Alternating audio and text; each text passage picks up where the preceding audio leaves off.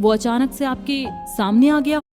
आज की ऑडियो में हम डिस्कस करेंगे कि कैसे आप पहले से ही लॉ ऑफ अट्रैक्शन को एक्सपीरियंस कर रहे हैं। तो अब जरा एक बार सोचिए, क्या आपके साथ कभी ऐसा हुआ है कि आपको जो चाहिए था वो अचानक से आपके सामने आ गया हो, या आप किसी के बारे में सोच रहे हो वो आपको सड़क पर चलते हुए मिल गया हो। शायद आपको एक परफेक्ट क्लाइंट या फिर एक परफेक्ट लाइफ पार्टनर किस्मत से मिल गया हो, या शायद इसीलिए क्योंकि आप सही वक्त पर एक सही जगह पर मौजूद थे।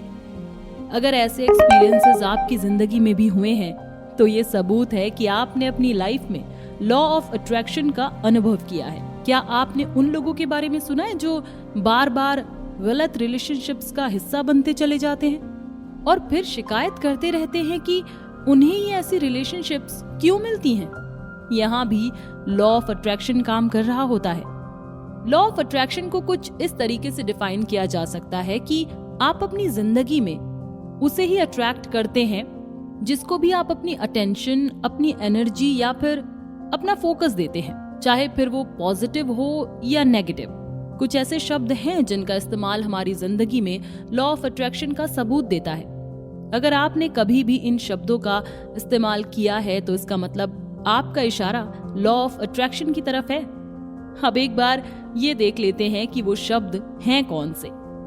कोइंसिडेंस, फेट, कर्मा, लक और मीन टू बी। अब बात करते हैं कि लॉ ऑफ अट्रैक्शन के पीछे कौन सी साइंस काम करती है। एनर्जी के बहुत सारे रूप हैं, एटॉमिक, थर्मल, इलेक्ट्रोमोटिव, काइनेटिक और पोटेंशियल। एनर्जी को कभी डिस्ट्रॉय नहीं किया जा सकता।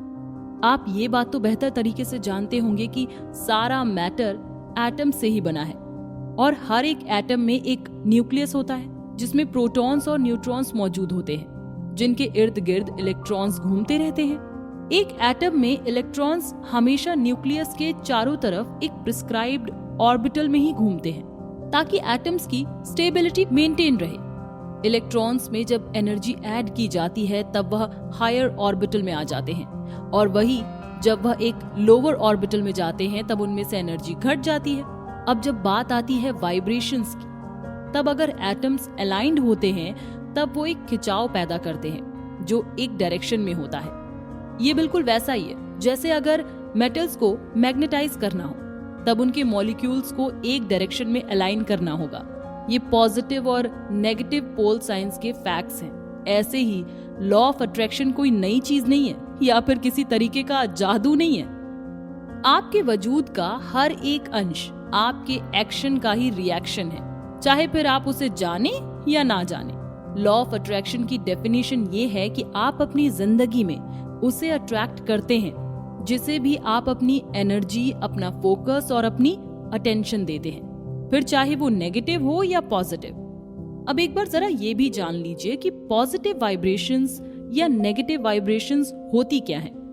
क्या आपने कभी लोगों को ये कहते सुना है कि मुझे उससे अच्छी वाइब नहीं आ रही है, या फिर इसकी तो वाइब ही नेगेटिव है? तो आखिर ये वाइब है क्या? वाइब एक ऐसे मूड या ऐसी फीलिंग को दिखाता है जो आपको किसी चीज से या फिर किसी इंसान से मिलती है। जैसे आप कहें कि जब आप उस पल पर्टिकुलर इंसान के साथ होते हैं तब आपको उससे अच्छी वाइब मिलती है, या फिर यूं कहें कि जब भी मैं शहर के उस कोने से गुजरता हूं तब मुझे नेगेटिव वाइब्स आती हैं। तो वाइब का सीधा सा मतलब मूड या फीलिंग है। वाइब वाइब्रेशन वर्ड से आया है। इस पूरी दुनिया में दो ही तरीके की वाइब्रेशंस होती हैं, पॉजिटिव और नेगेटिव। आपका जो भी मूड होता है या जो भी फीलिंग होती है वो या तो पॉजिटिव वाइब्रेशंस रिलीज करते हैं या फिर नेगेटिव वाइब्रेशंस। अगर आप डिक्शनरी में देखें तब आप उसमें दिए गए वर्ड्स को इन दो वाइब्रेशंस की कैटेगरीज में रख पाएंगे। हर एक वर्ड या तो आपको पॉजिटिव वाइब देगा या फिर नेगेटिव वाइब। हम में से हर एक इंसान या तो पॉजिटिव वाइब देता है या फिर नेगेटिव वाइब। हकीकत तो ये है कि हम हर वक्त कोई ना कोई वाइब्रेशंस एमिट कर रहे होते हैं। हर एक पल आपको कोई ना कोई फीलिंग होती है। इस पल में भी जो आप महसूस कर रहे हैं वो या तो पॉजिटिव वाइब एमिट कर रहा है या नेगेटिव। यहाँ लॉ ऑफ अट्रैक्शन आता है। लॉ ऑफ अट्रैक्शन आपकी वाइब्रेशंस का जवाब देता है। इस पल जो भी आपकी वाइब्रेशन है वैसा ही आपको और मिलता जा रहा है। जैसे मान लीजिए एक आदमी जब मंडे की सुबह को उठता है और वो बहुत इरिटेटेड है, ऐसे में वह नेगेटिव वाइब्स इमिट कर रहा है। अब लॉ ऑफ अट्रैक्शन उसकी वाइब से मैच करने वाले और इवेंट्स उसके सामने लाकर रख देगा।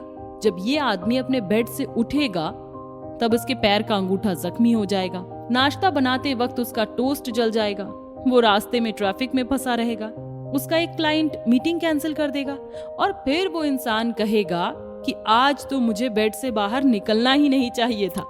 अब एक बार उस सेल्स पर्सन के बारे में सोचिए जिसने अभी एक बहुत बड़ी सेल की है और वो उसकी वजह से बेहद खुश है। यहाँ वो salesperson positive vibes release कर रहा है और कुछ ही देर बाद उसकी एक और अच्छी सेल हो गई। इन दोनों ही एग्जाम्पल्स में लॉ ऑफ अट्रैक्शन ने अपना काम किया और जिसकी जैसी वाइब थी उसे वैसे ही और हालात दे दिए, फिर बेशक वह पॉजिटिव थे या नेगेटिव। अब ऑडियो खत्म होने से पहले एक बार फिर समझ लेते हैं। आज का डिस्कस किया हुआ टॉपिक वाइब्रेशंस दो तरीके की होती हैं, पॉजिटिव वाइब्रेशंस और नेगेटिव वाइब्रेशंस। वाइब्रेशंस का मतलब है आपका मूड या आपकी फीलिंग। हर एक पल में आपकी कोई ना कोई फीलिंग होती है जो या तो पॉजिटिव वाइब को इमिट करती है या फिर नेगेटिव को। अब अगली ऑडियो में हम बात करेंगे नॉन डेलिब्रेट अट्रैक्शन की।